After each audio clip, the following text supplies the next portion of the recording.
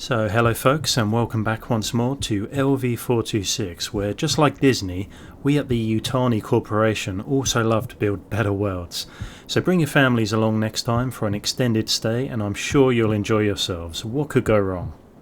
Right, just a quick update today and a few tidbits of information for you lucky guys and girls regarding the upcoming Alien TV series from the studio FX. So for anyone unaware, yes, they are making a TV series set in the Alien universe that is being created and directed by Noah Hawley, and also has Ridley Scott on board as a producer. I gotta say, I'm looking forward to this Alien series a fair bit more than the Alien Romulus movie. Romulus will be with us a bit sooner, but by the sounds of it, the series has many more things going for it, and will probably have more to offer us fans of the franchise. Firstly, it's the first time that Alien has been brought to the episodic and long story format of a TV series. TV can expand on a story in many ways a film simply cannot, due to the overall length and maintained immersion if the writing is good enough, of course. Secondly, I feel that the creator Noah Hawley hasn't let us down yet. I wasn't a massive fan of his Legion series, even though I know many were, but I really loved what he did with Fargo. With the right build-up in the opening episodes and then hopefully enough reasons to continue watching in the later episodes, we could be in for a treat. So why don't we start with the good news? Well, actually it's mostly good news if I'm honest. For those of you that have kept a keen eye on the situation with the Alien TV show will know that it's been a long time coming and has had its share of delays already. Now, of course, with all the strikes taking place, for anyone in the industry associated with SAG-AFTRA, which means the Screen Actors Guild American Federation of Television and Radio Artists. Whew. So you would assume that more delays were inevitable, but apparently not. It has been confirmed by multiple media outlets, as well as the mighty avpgalaxy.net, that production, which basically means filming, had begun on the 19th of July regardless of the strikes. Well, mostly. Out of the 3 cast members that are actually part of SAG, only Sydney Chandler has been confirmed as not in production, and therefore not on set. In fact, production schedules have been altered to allow for the absence of those 3 cast members and are reportedly willing to delay for as long as needed. So we'd have to assume that as they have started production, they are simply being clever and efficient and therefore will be filming around them, as most films and shows are kind of shot this way all the time, rather than filming, from start to finish chronologically. So it's hard to predict any more delays, especially as we don't even have a release date to go by as of yet. Personally, I support the strikes, and I didn't quite realise how AI might affect this industry. As possibly the technology to create without creators emerges, star actors fear they will lose control of their lucrative likenesses, unknown actors fear they will be replaced altogether, and writers fear they'll have to share credit or lose credit to machines.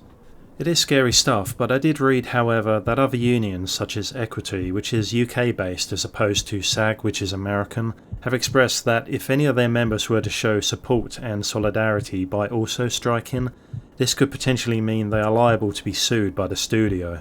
So the way I see it, we have 3 cast members doing what needs to be done, striking, good for them, and I hope they win. But we also have the other 98% of the cast and crew working hard at production over at Bangkok Studio Park in Thailand. So that's good news, I think. They are moving forward on the show and finally getting the gears in motion, as I believe originally the series was aimed at a 2023 release. Honestly though, at this stage, the most we can hope for this year is a trailer or 2 and a much better understanding of the plot, as well as a better feel for the tone of the show. But let's dive into the announcement of the new cast member starring in the show, as so far the only name drop we've had was Sydney Chandler from Don't Worry Darling and the limited series Pistol. So Alex Lawfer has been cast as the male lead in the show.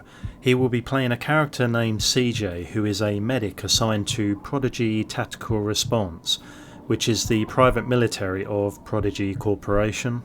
It is said that the Prodigy Corporation will be the absolute heart of the show, which I find fascinating, and I'll get to that in just a bit, don't worry. But Alex Lawfer just has one of those faces that's instantly recognisable. I bet you're thinking to yourselves, what have I seen him in? Well, firstly, he's a good actor that brings something unique and quirky to the table, and that is partly because of his looks and mannerisms, I think. He's probably known to most people for his role in The End of the Effing World, which I haven't seen just yet, but he did gloriously nail his performance as King Charles in Ridley Scott's film The Last Duel. Playing a king that severely lacked in social graces must have been fun to take on, but I loved what he did with the character. He was also in the Star Wars series Andor for a short time and was perfectly cast yet again. But I am very intrigued as to what this private military group of Prodigy will be getting up to. I would have to assume they will be more hands-on in the front line, so to speak, in terms of planetary and scientific contracts, and therefore will be the boots on the ground when it comes to the alien contact that we are all very anxious to witness in the series. The Prodigy Corporation as a whole is said to be heavily invested in experiments and creations, leading a new wave into metahuman territory. I'm mostly familiar with the term metahuman from the Marvel and DC movies, but I think it's safe to assume that here within the more grounded realm of the alien universe, it would imply other things, specifically extended life.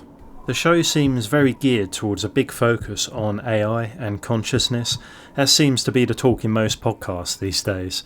I do also wonder what the series has planned for the xenomorph and whether its DNA will play a part in the whole metahuman metamorphosis.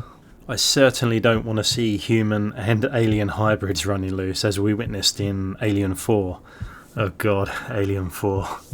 Next on the list is Samuel Blenkin.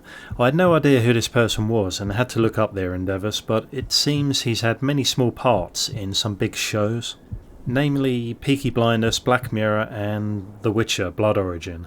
Did anyone enjoy Blood Origin, by the way? I'm simply asking because I couldn't bring myself to watch it after all the bad reviews. So assuming the guy can act, which I think is evident, then great, because the person he is playing is extremely well suited to his appearance.